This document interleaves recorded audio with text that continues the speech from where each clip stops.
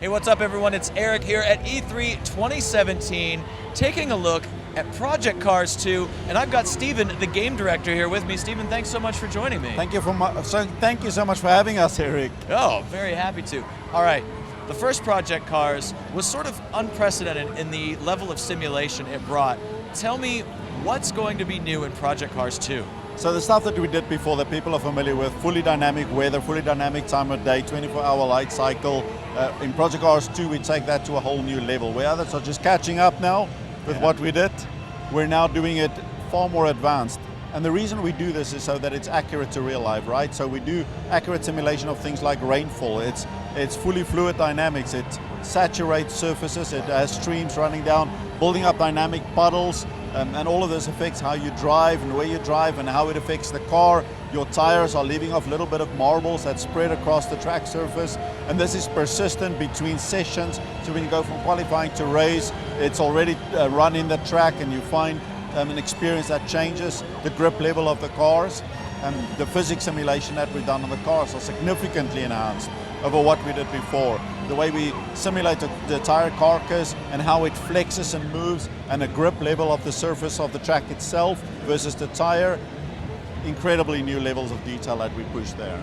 That is very impressive. So tell me the types of research you went to reach this level of detail, both in the cars and in the environments. We work very closely with the licensed partners that we have. We feel a responsibility that because we are presenting their brands to the customers out there, that we need to do that in an authentic way that is an accurate representation of how those cars are in real life. So we work very closely with them. They provide us with data that we probably would be killed for if we leaked that. And the same with tire manufacturers. We have wonderful relationships with them. They provide us with telemetry data that helps us a lot. And then together with that, we work very closely with the test drivers of these various manufacturers, as well as real-world race drivers. And they then test what we implement and give us feedback in an iterative loop to make sure that we get an authentic experience delivered to the customer out there, so that the closer we get it to real life, right, the more familiar it is for people in real life, because they've done this before, they know how to drive a car, those who have, and they can immediately transfer that real-world experience into the sim. And if we do our job properly, it just works, and it's open and accessible and easy to do. Speaking of not only realistic but also accessible, behind us here we've got a really impressive VR experience going on. Tell me a little about the VR aspects of the game. VR is an exciting thing for us that we worked very closely with Oculus right from when they started their Kickstarter, because it was an immediate and obvious, a logical fit for a racing sim, right? Where other genres tend to struggle a little bit to make it work, and for a racing simulator, it's like putting on a helmet.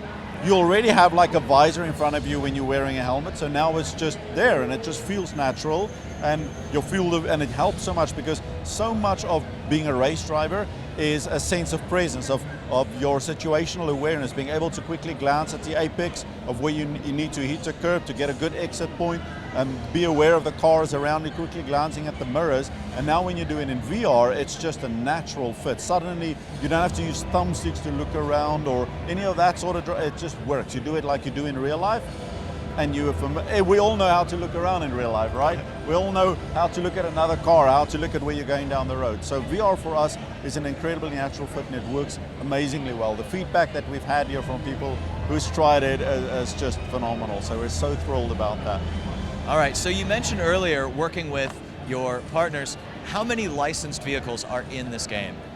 Altogether, it's 180 plus. It's a little bit more than that, but we're not going to detail exactly down to the dot yet. Sure. What we can tell you is each one of them is a uniquely different model. We don't do the let's make numbers high by calling them so many cars when it's really just a paint job. If we did that, we'd be looking at 700 to 800 cars in the game. But each one of the ones that we count as a car is a uniquely individual model. And each one of them significant in real-world motorsports, whether it's track day racing, where people take their own cars out on the track, where there we have the familiar marquees like Porsche, Ferrari, McLaren, and then of course the race cars where they are exceptional in their own motorsport and well known for where they are. So each one is hand-picked.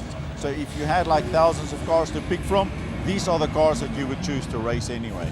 And you actually got to make those choices. You got to Yes. pick from thousands And of along cars. with our community. So, because we are passionate racers in our studios, Slightly Mad Studios, but we work very closely. We had a crowd-funded community, which we still have, and then we also have a large fan base out there, because Project Cars won it very, very well. So we have a large community out there who is very supportive, and they give us feedback on which marquees they'd like to see in the title. So we work together with them, and we just then work with the license partners and just keep on expanding and adding good value.